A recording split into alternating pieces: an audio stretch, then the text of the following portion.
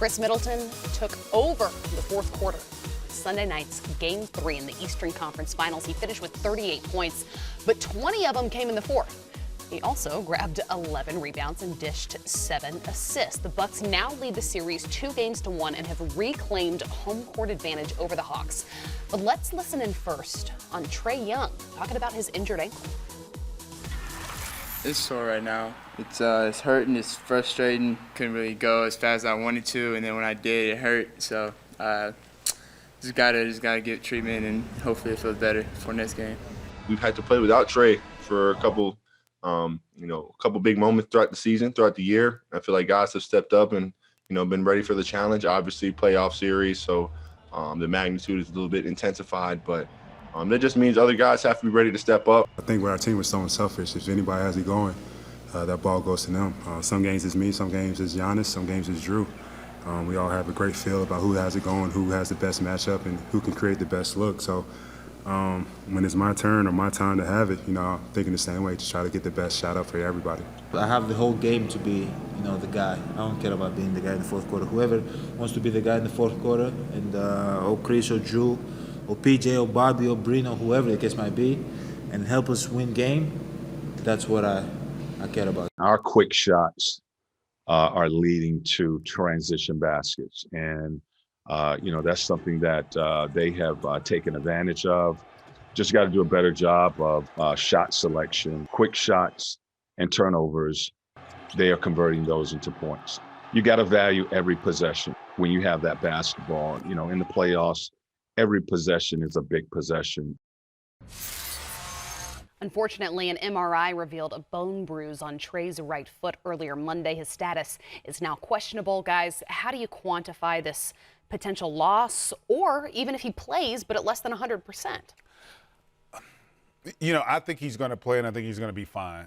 Of course, I don't think he'll be 100%, but I think he'll be able to be effective and to still put pressure on it. The one thing about it is if you're on the floor, you're going to get the same kind of attention from your opponent. And it's unfortunate as he steps back there and clips the official's ankle there and tweaks it.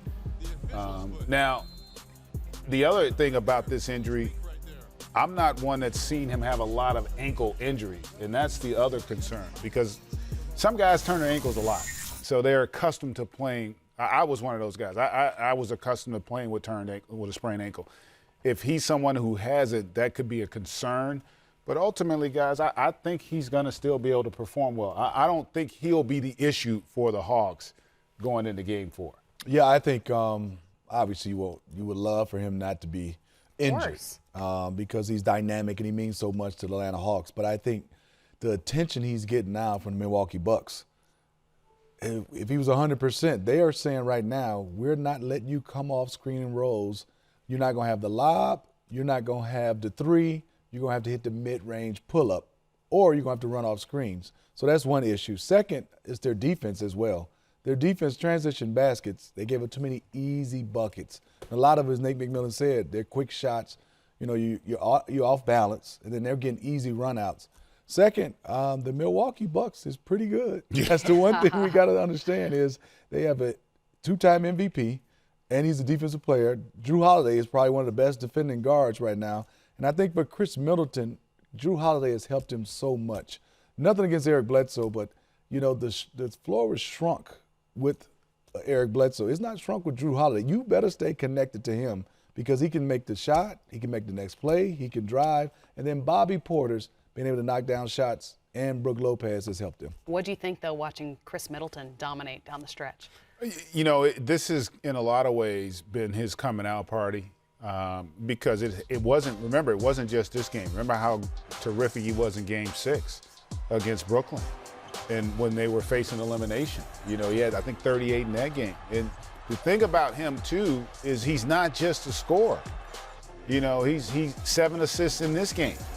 He's rebounding the basketball. He's just matured as a player, and I think the addition of his growth and Drew Holiday has really allowed Giannis and the Bucks to thrive. I'm glad you mentioned Giannis. Smitty, we're talking a lot about Chris, but Giannis had 33 and 11. How important was his contribution? Well, Giannis is, I mean, he's the engine. Right. He is that engine, Krista, that goes. But I think he's also, I think Bud and also Giannis have grown up and saying, you know what?